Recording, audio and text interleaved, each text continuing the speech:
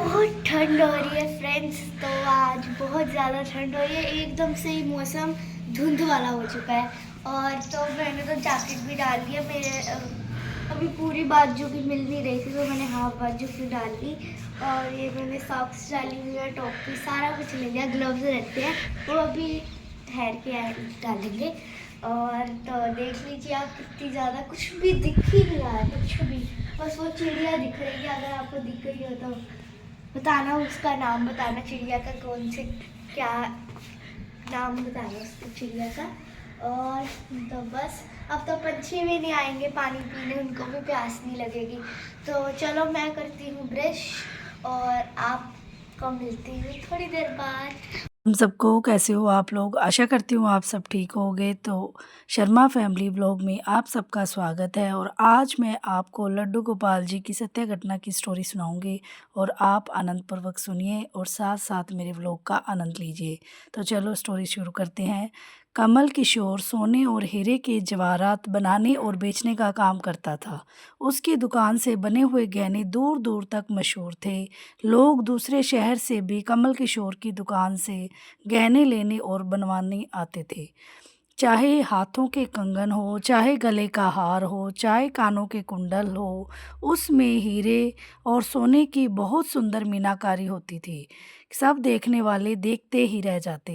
इतना बड़ा कारोबार होने के बावजूद भी कमल किशोर बहुत ही शांत और सरल स्वभाव वाला व्यक्ति था। उसको इस माया का इतना रंग नहीं चढ़ा हुआ था। एक दिन उसका कोई मित्र उसकी दुकान पर आया, जो कि अपनी पत्नी सहित वृंदावन धाम से होकर वापस आ रहा था। तो उस मित्र ने सोचा कि चलो थोड़ा सा प्रसाद अपने मित्र कमल किशोर को भी देता चलूं। उसकी दुकान पर जब वह पहुंचा, तब कमल किशोर का एक कारीगर एक सोने और हीरे जड़ित बहुत सुंदर हार बनाकर कमल किशोर को देने के लिए आया था। कमल किशोर उस हार को देखकर ही रह गया। उसका मित्र उसकी दुकान पर पहुंचा। कमल किशोर का मित्र अपने साथ वृंदावन से एक बहुत सुंदर लड्डू गोपाल, जिसका स्वरूप अत्यंत मनमोहक था, साथ लेकर आया था। जब उसका मित्र दुकान पर बैठा तो उसकी गोद में लड्डू गोपाल जी विराजमान थे। कमल किशोर लड्डू गोपाल जी के मनमोहक रूप सौंदर्य को देखकर अत्यंत आनंदित हुआ।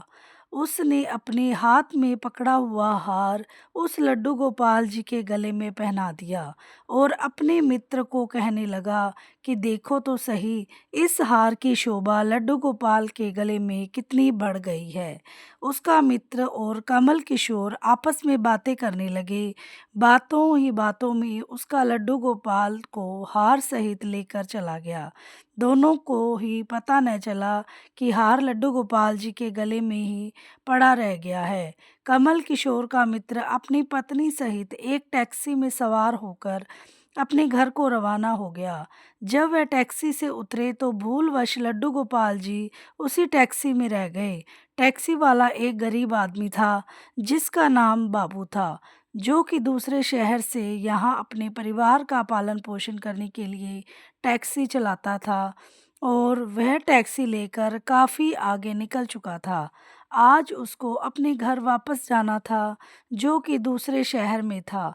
जब टैक्सी लेकर बाबू अपने घर पहुंचा, तो उसने जब अपनी टैक्सी की पिछली सीट पर देखा, तो उसका ध्यान लड्डू गोपाल जी पर पड़ा, जो कि बड़े शाही तरीके से पिछली सीट पर गले में हार धारण करके, सुंदर सी पोशाक पहनकर, हाथों में बांसुरी पकड़े हुए पसर कर बैठे हुए हैं।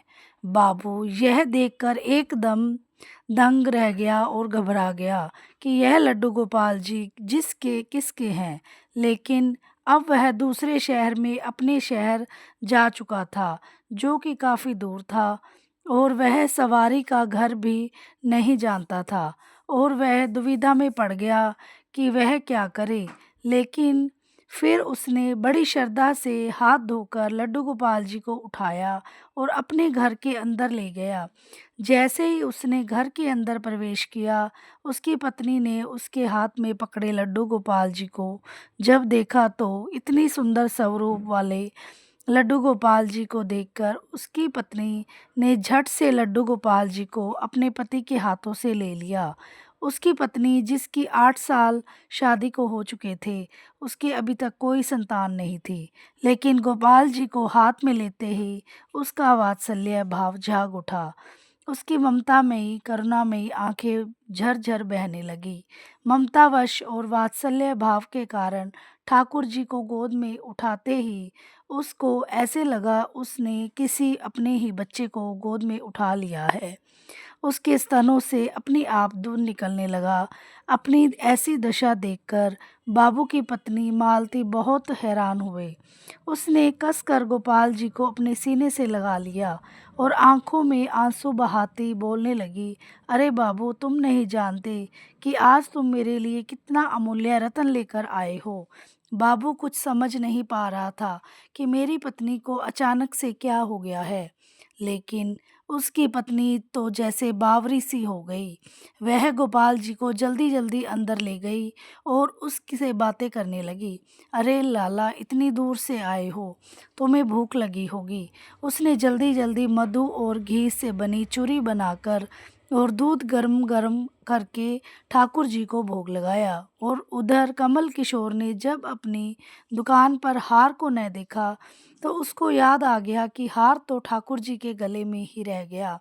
तो उसने अपने मित्र को संदेशा भेजा, तो मित्र ने आगे से जवाब दिया, अरे मित्र, वह माखन चोर और चित्त चोर हार सहित खुद ही चोरी हो गया है। मैं तो खुद इतना परेशान हूँ। कमल किशोर अब थोड़ा-सा परेशान हो गया कि इतना कीमती हार ना जाने कहाँ चला गया। मुझे तो लाखों का नुकसान हो गया और अब मैं क्या करूँगा? और सरल स्वभाव के कारण उसने अपने मित्र को कुछ नहीं कहा और उसने अपने मन में सोचा कि कोई बात नहीं, मेरा हार तो ठाकुर जी के ही अंग में लग गया है और मेरी सच्ची भावना है तो ठाकुर जी उसको पहने रखें। और उधर बाबू और उसकी पत्नी मालती दिन रात ठाकुर जी की सेवा करते हुए मालती और बाबू को लड्डू गोपाल जी अपने बेटे जैसे ही लगने लगे। लड्डू गोपाल जी की कृपा से अब मालती के घर एक बहुत ही सुंदर बेटी ने जन्म लिया। इन सब बातों का श्रेय वह लड्डू गोपाल जी को देते कि वह हमारा बेटा है और अब हमारी बेटी हुई है। अब हमारा परिवार पूरा हो गया है। मालती लड्डू गोपाल जी को देखने जाती थी कि लड्डू गोपाल जी को कोई कष्ट तो नहीं है। ऐसे ही एक दिन कमल किशोर व्यवहार के सिलसिले में दूसरे शहर आना पड़ा, जहाँ पर बाबू रहता था। लेकिन दुर्भाग्यवश जब वो उस शहर में पहुंचा तो अचानक से इतनी बारिश शुरू हो गई कि कमल किशोर को जान वहाँ पहुँचना था, वहाँ पहुँचा ना जा सका। और तब वहाँ बाबू अपनी टैक्सी लेकर आ गया और उसने परेशान कमल किशोर को पूछा, बाबूजी, आप यहाँ क्यों खड़े हो? बारिश तो रुकने वाली नहीं है। सारे शहर में पानी भरा हुआ है और आप अपनी मंजिल तक ना पहुँच पाओगे और ना ही कहीं और रुक पाओगे। मेरा घर पास में ही है। अगर आप चाहो तो मेरे घर आ सकते हो। कमल किशोर, जिसके पास सोने और हीरे के काफ़ी गहने थे, वह अनजान टैक्सी वाले के साथ जाने के लिए थोड़ा-सा घबरा रहा था। लेकिन उसके पास और कोई चारा भी नहीं था और वह बाबू के घर उसके साथ टैक्सी में बैठकर चला गया। घर पहुंचते ही बाबू ने मालती को आवाज़ दी कि आज हमारे घर में मेहमान आए हैं, उनके लिए खाना बनाओ। कमल किशोर ने देखा कि बाबू का घर एक बहुत छोटा-सा लेकिन व्यवस्थित ढंग से सजा हुआ है। घर में अजीब तरह की इत्र की खुशबू आ रही है कि उसके हृदय को आनंदित कर रही थी। जब मालती ने उनको भोजन परोसा तो कमल किशोर को उसमें अमृत जैसा स्वाद आया और उसका ध्यान बार-बार उस दिशा की तरफ जा रहा था जहाँ पर ठाकुर जी विराजमान थे। वहाँ से उसको एक अजीब तरह का प्रकाश नज़र आ रहा था। तो हार कर कमल किशोर ने बाबू को पूछा कि अगर आपको कोई इतराज ना हो तो क्या आप बता सकते हैं कि उस दिशा में क्या रखा है? मेरा ध्यान उसकी तरफ आकर्षित हो रहा है। बाबू और मालती ने एक दूसरे की तरफ मुस्कुराते हुए कहा कि वहाँ पर तो हमारे घर के सबसे अहम सदस्य लड्डू गोपाल जी विराजमान हैं। तो कमल किशोर ने कहा, क्या मैं उनका दर्शन कर सकता हूँ?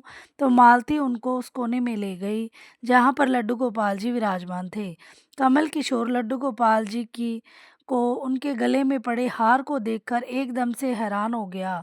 और वही लड्डू गोपाल है और यह वही हार है जो मैंने अपने मित्र के लड्डू गोपाल जी को डाला था। कमल किशोर ने बड़ी विनम्रता से पूछा कि यह गोपाल जी तुम कहाँ से लाए? बाबू, जिसके मन में कोई छल कपट नहीं था, उसने कमल किशोर जी को सारी बात बता दी कि कैसे उनको सौभाग्य से गोपाल जी मिले और उनके हमारे घर में आने से हमारा दुर्भाग्य सौभाग्य में बदल गया। तो कमल किशोर ने कहा, तुम जानते हो कि जो हार ठाकुर ठाकुर जी के गले में पड़ा है उसकी कीमत क्या है? तो बाबू और मालती ने बड़ी विनम्रता से हाथ जोड़कर कहा कि जो चीज़ हमारे लड्डू गोपाल जी के अंग लग गई, हम उसका मूल्य नहीं जानना चाहते। हमारे लाला के सामने किसी चीज़, किसी हार का कोई मोल नहीं है। तो कमल किशोर एकदम से चुप हो गया और उसने मन में सोचा कि चलो अच्छा है, मेरा हार ठाकुर जी अपने अंग लगाया हुआ है। अगले दिन जब वह चलने को तैयार हुआ और बाबू उनको टैक्सी में लेकर उनके मंजिल तक पहुंचाने गया, तब कमल किशोर टैक्सी से उतरा और जाने लगा। तभी बाबू ने आवाज़ लगाई कि जरा रुको, यह आपका कोई सामान हमारी टैक्सी में रह गया। लेकिन कमल किशोर ने कहा, मैंने वहाँ कुछ नहीं रखा। लेकिन बाबू ने कहा कि यह बैग तो आपका ही है। जब कमल किशोर ने उसको खोल कर देखा तो उसमें बहुत सारे पैसे थे। कमल किशोर एकदम से हक्का बक्का रह गया कि यह इतने पैसे हैं जितनी उस हार की कीमत। उसकी आंखों में आंसू आ गए। जब तक मैंने निश्चल भाव से ठाकुर जी का वह हार धारण करवाया था, तब तक उन्होंने पहने रखा। मैंने उनको पैसे का सुनाया तो उन्होंने मेरा अभिमान तोड़ने के लिए मुझे पैसे दिए हैं। वह ठाकुर जी से क्षमा मांगने लगा, लेकिन अब हो भी क्या सकता था। इसीलिए हमारे अंदर ऐसा भाव होना चाहिए कि उसमें अहंकार न होकर विनम्रता हो, और ठाकुर जी जैसा भाव चाहते हैं वैसा ही होता है। और हम तो निमित्त मात्र हैं। कौन ठाकुर जी को वृंदावन से लाया और किसके घर आकर वह विराजमान हुए, यह सब ठाकुर जी की लीला है। जिसके घर रहना है, जिसके घर सेवा लेनी है, यह सभी जानते हैं कि हम लोग तो निमित्त मात्र हैं, बस हमारे भाव शुद्ध होने चाहिए। और ठाकुर जी तो बड़े बड़े पकवान नहीं बल्कि भाव से खिलाई छोटी छोटी सी चीज़ को भी ग्रहण कर लेते हैं। बोलो लड्डू गोपाल जी की जय हो। राधे राधे। मिलते हैं नेक्स्ट वीडियो में।